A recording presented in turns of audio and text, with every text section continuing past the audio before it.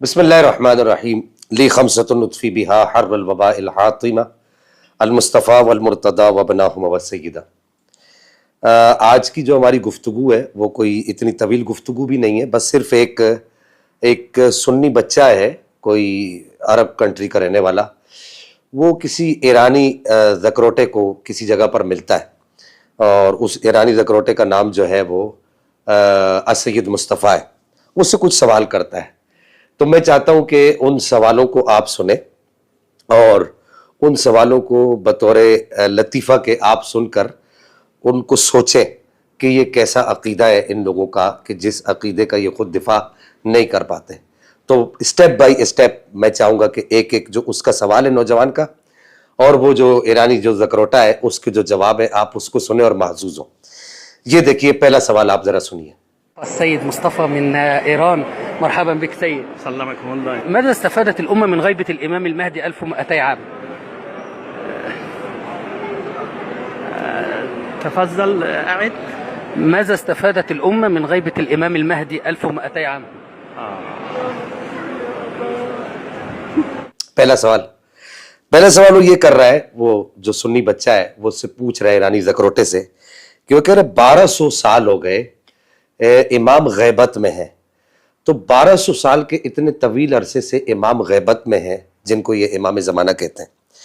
اس سے میں پہلے یہ بتا دوں کہ ہم امام مہدی سرکار رضی اللہ تعالیٰ عنہ و ارضا عنہ کی عظمتوں کو اور امام مہدی سرکار کی جو کرامات ہیں اور ان کے جو مناقب ہیں اور ان کا جو وجود ہے اس کو ہم تسلیم کرتے ہیں، لیکن ہمارے عقیدے کے مطابق امام ابھی دنیا میں تشریف نہیں لائے۔ ان کے عقیدے کے مطابق امام جو ہے وہ دنیا میں آئے تھے اور وہ کہیں کسی غار میں تشریف لے گئے اور غیبت میں چلے گئے۔ اب یہ پہلا سوال اسی متعلق ہے۔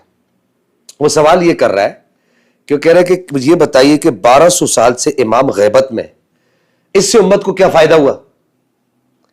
اب وہ اس کا جواب نہیں دے رہا۔ ظاہر ہے امام کا وجود ہے، جب امام دنیا میں آ چکے ہیں تو امام کے وجود سے دنیا کو فائدہ ہوتا ہے، امت کو فائدہ ہوتا ہے، کہ امامت کا منصب ہی یہ ہے کہ اس سے امت فائدہ اٹھائے۔ اب اتنے عرصے سے امام غیبت میں ہیں تو وہ بچہ پوچھ رہا ہے، سنی بچہ، کہ امامت کی غیبوبیت سے امت کو کیا فائدہ ہوا؟ تو اب وہ اس سے کہتے ہیں کہ جی سوال دہرائے۔ اب یہ ذرا دوبارہ دیکھیے، وہ کہہ رہے ہیں جی سوال دہرائے۔ ماذا استفادت الأمة من غيبة الإمام المهدي 1200 عام؟ تفضل أعد. ماذا استفادت الأمة من غيبة الإمام المهدي 1200 عام؟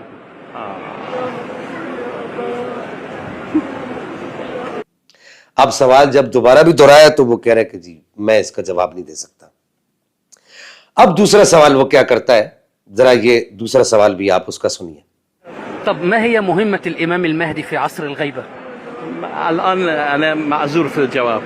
الناس آپ نے سنا کہ وہ دوسرا سوال یہ کر رہا ہے کہ یہ جو غیبت کا جو دورانیہ ہے تقریباً 1200 سال ہو گئے، امام آئے اور غائب ہو گئے، تو جن کو آپ امام زمانہ کہتے ہیں، وہ اس غیبت کے دورانیہ کے اندر کون سا ایسا اہم کام کر رہے ہیں کہ امت ان کے لیے رو رہی ہے، چلا رہی ہے، چیخ رہی ہے اور پیٹ رہی ہے کہ آ جائیں آ جائیں آ جائیں، لیکن امام نہیں آ رہے؟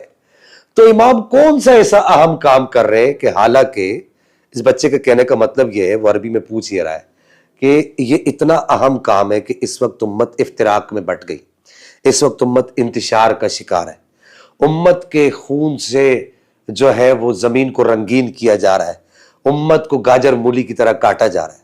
تو وہ کون سا ایسا اہم کام ہے کہ جس کو لے کر جو ہے امام ادھر ہے اور ادھر امت جو ہے وہ پریشانی کا شکار ہے اور امت کا خون جو ہے وہ ندیوں نالوں کی طرح بہ رہا ہے اور امام تشریف نہیں لا رہے؟ تو وہ کون سا ایسا کام ہے؟ تو اس کے جواب میں بھی وہ کچھ جواب نہیں دے سکتا۔ اب تیسرا سوال ذرا سنیے آپ۔ الناس ترجع إلى من في عصر الغيبة؟ إلى العلماء. إذا أنت تنقد بهذا استدلالكم بحديث كتاب الله وعترتي، لأن إذا رجعنا إلى العلماء إذا أين العترة؟ فلا يصلح التمسك بالعترة، لأننا الآن لا يوجد عترة فنرجع إلى العلماء. نعم. بما أنك تائه هكذا، نسأل الله أن يهديك إلى مذهب أهل السنة. قل آمين. إن شاء الله إن شاء الله. آپ نے سنا کہ یہ تیسرا سوال یہ کر رہا ہے، یہ جو سنی بچہ ہے وہ یہ کہہ رہا ہے کہ اچھا یہ بتائیے کہ امام تو غائب ہے، اور امام کو یہ احکام بھی جاری نہیں کر رہے، حالانکہ امام کا کام ہوتا ہے احکام جاری کرنا، تو امام کو یہ احکام بھی جاری نہیں کر رہے۔ امام کے وجود سے اس وقت امت کو بہت زیادہ ضرورت ہے، اور ظاہری طور پہ امام کے وجود سے امت کو فائدہ بھی کوئی نہیں ہو رہا۔ تو یہ بتائیے کہ جب امام غیبت کے زمانے میں ہے اور غیبت کے اس دورانیے میں ہے، تو اب امت کدھر جائے، کس کی طرف رجوع کرے؟ تو اب وہ کہتے ہیں جی علماء کی اب وہ جواب دے رہا ہے کہ کہتے ہیں جی علماء کی طرف رجوع کرے۔ اب وہ سنی بچہ یہیں سے اس کی دکھتی رگ پر ہاتھ رکھتا ہے، وہ جو اس کی دکھتی رگ پر ہاتھ رکھتا ہے، ذرا اس کو سنیے۔ الناس ترجع إلى من في عصر الغيبة؟ إلى العلماء. إذا أنت تنقد بهذا استدلالكم بحديث كتاب الله وعترتي، لأن إذا رجعنا إلى العلماء إذا أين العترة؟ فلا يصلح التمسك بالعترة، لأننا الآن لا يوجد عترة فنرجع إلى العلماء. نعم بما أنك تائه هكذا، نسأل الله أن يهديك إلى مذهب أهل السنة. قل آمين. إن شاء الله إن شاء الله.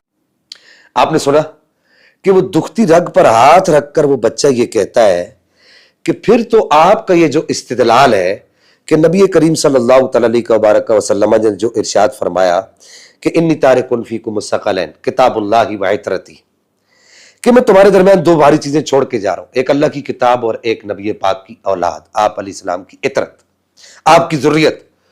تو کہا کہ پھر جب ذریت موجود ہے، وہ بچہ کہہ رہے ذریت موجود ہے، امام کا زمانہ ہے، آپ ان کو امام زمانہ کہتے ہیں، تو بھائی پھر علماء کی جانب جانے کی ضرورت کیا ہے؟ پھر علماء کی جانب کیوں جا رہے؟ تو آپ اپنے استدلال کو خود ہی توڑ رہے ہیں، ممبروں پر چیخ 10 سیڑھیوں کے ممبر پہ چڑھ کے اوپر چیخ کے کہتے ہیں، یہ حدیثیں بار بار پڑھتے ہیں، الحمدللہ ہم بھی پڑھتے ہیں، لیکن اس سے یہ استدلال نہیں کرتے جو یہ لوگ کرتے ہیں۔ اب یہ استدلال کتنا بوگس ہے کہ یہ ایرانی زکروٹے کو ایک چھوٹا سا سنی بچہ جو ہے وہ زچ کر دیتا ہے، اور وہ کہتا ہے کہ جی اچھا تو پھر تو آپ کا استدلال ٹوٹ گیا، علماء کی طرف رجوع کریں، تو پھر امام کے ہوتے ہوئے علماء کی طرف رجوع کریں، تو یہ تو بالکل بات غلط ہو گئی۔ تو یہ تو علماء کی طرف رجوع ہوا، عترت کی جانب تو رجوع نہیں ہوا۔